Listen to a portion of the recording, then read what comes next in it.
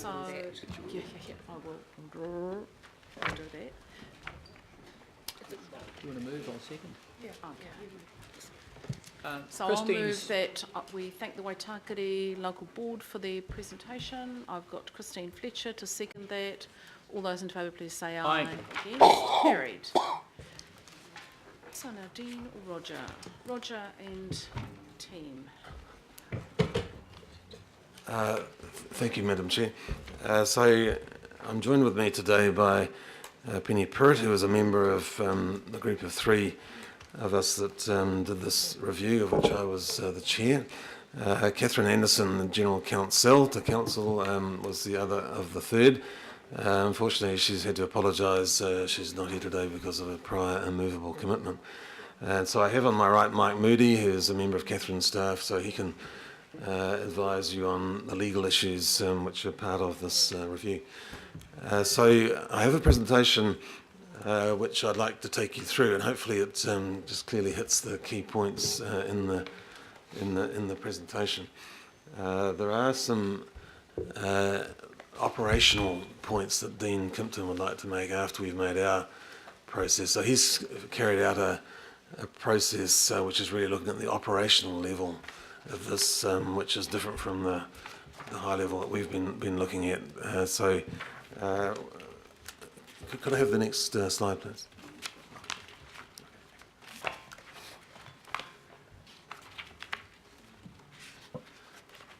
Okay, so the terms of reference of the report, which you directed 2 months ago in this committee. So what you asked me to do, in noting that the Chief Planning Officer is independent of the Chief Operations Officer, is to whether the process followed to make decisions on notification and the consent application met the statutory requirements. That was one part of it. The resolution of this committee made clear that the purpose of the review is not to say whether the decisions were right or wrong. That was not the purpose. The purpose of the review was twofold. One is what can we learn to improve future consent processes?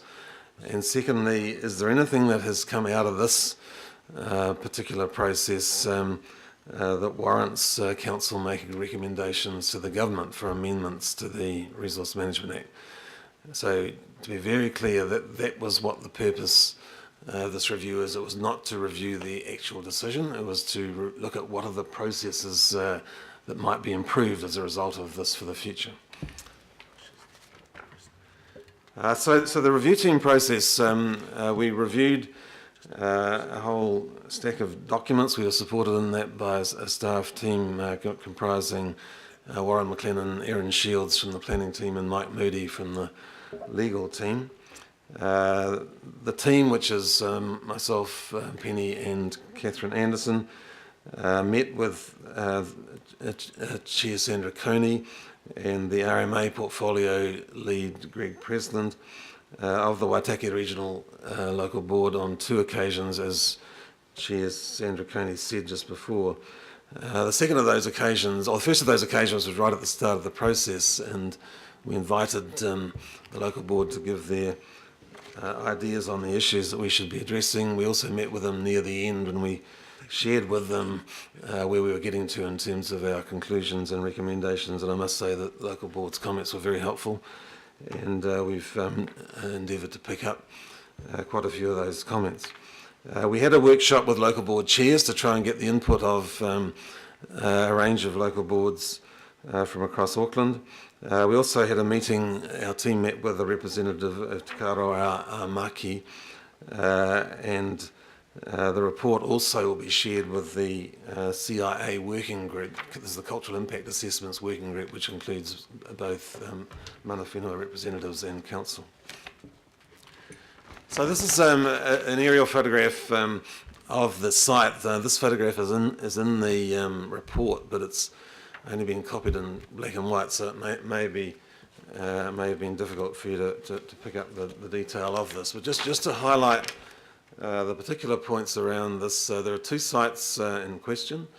This is number 40 Petaroa Road, this one here, This is number 42. And up here, so this is 40 Petaroa Road there and 42 there. The kauri tree in question is on number 40, and it's around that area there.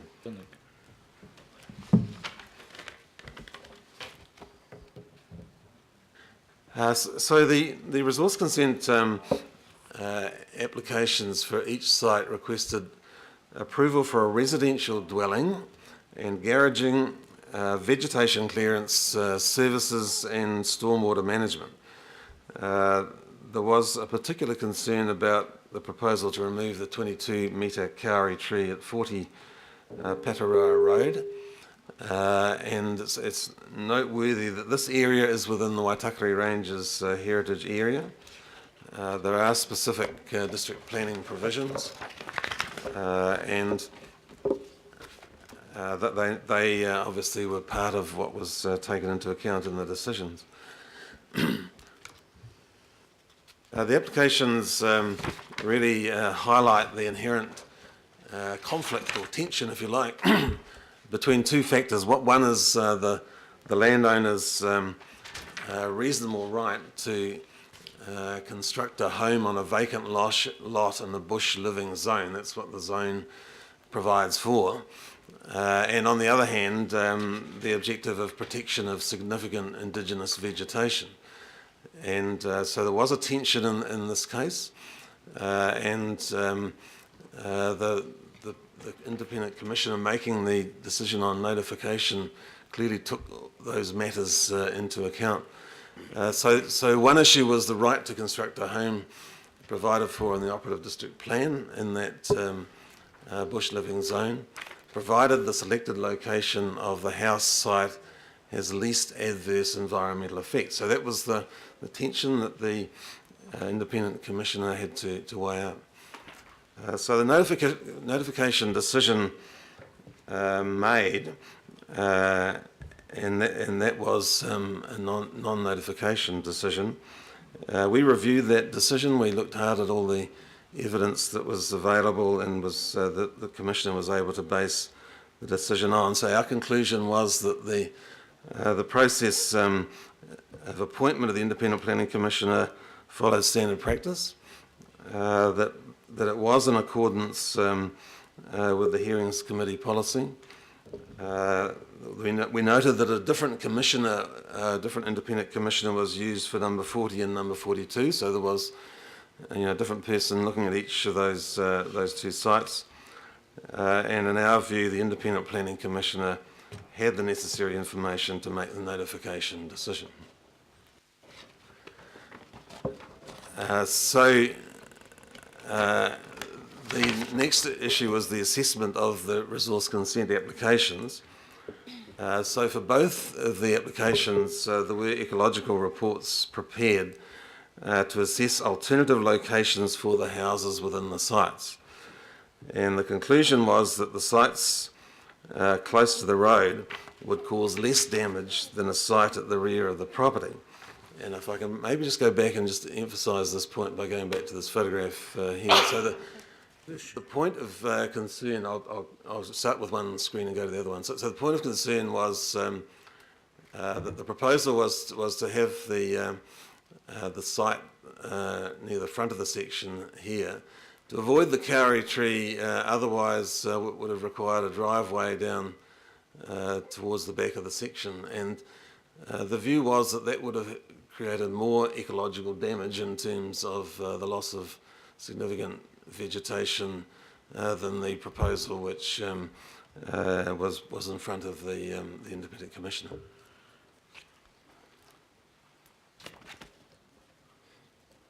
So the applications, as a result of that deliberation, were approved with conditions attached. So I'd now like to just take you through the issues that were raised in the context of this review and about the issues that were factors in this decision. So one issue is around kauri dieback. So this is widely prevalent in the Waitakere Ranges. There have been hundreds of trees lost to kauri dieback in Titirangi area in the last 5 years, so we recognise it as a significant decision. The conditions included in the consent to avoid the spread of the disease. The tests are available to assess whether a tree is infected with Kauri dieback. The Waitakere Ranges Local Board suggested to us that within this area where Kauri dieback is prevalent, non-infected trees are more important, and the absence of disease would be a relevant consideration in protecting the tree. However, we noted there's no test to confirm that a living tree is resistant to Kauri dieback. If a tree does not show external signs of the disease, that does not mean it's resistant or uninfected necessarily. So we consider there is a need to consider the value of such a test in resource consent process, which is one of our recommendations. So another set of issues was around the role of the local board. The key point here we considered was that Council's governing body has not delegated any of its decision-making powers under the RMA to local boards. Rather, what Council has done is it's developed a process which allows the local boards to provide comments on individual applications, and these can then be included in the planner's report, and then the decision maker is free to consider the local board's comments when making decisions.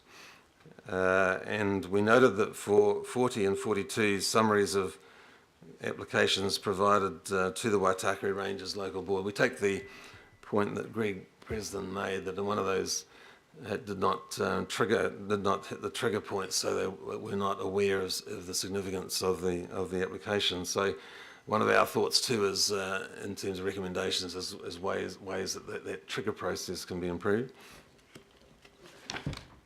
So a point on this was that in regard to the local board submissions, the descriptions, in our view, did not clearly identify the effect of the proposals, like the removal of the Kauri tree. And we acknowledge that the time for raising queries and providing response is short to comply with the statutory time frame, and that's a 20-day statutory time frame, which is obviously a New Zealand-wide requirement, and there's considerable pressure on resource consent processing to be done in as fast and streamlined a way as possible. And the consequences of that are that the resource consents team and people who are part of the process, such as the local boards in this time, are being required to do things in a very fast way. We acknowledge that.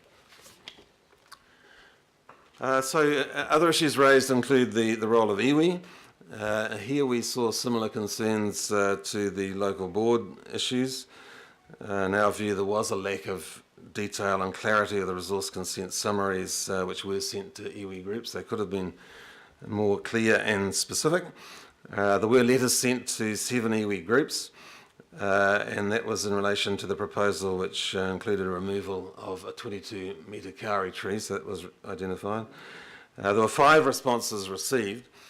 The description of the development work and effects of that, in our view, were too vague to raise concerns.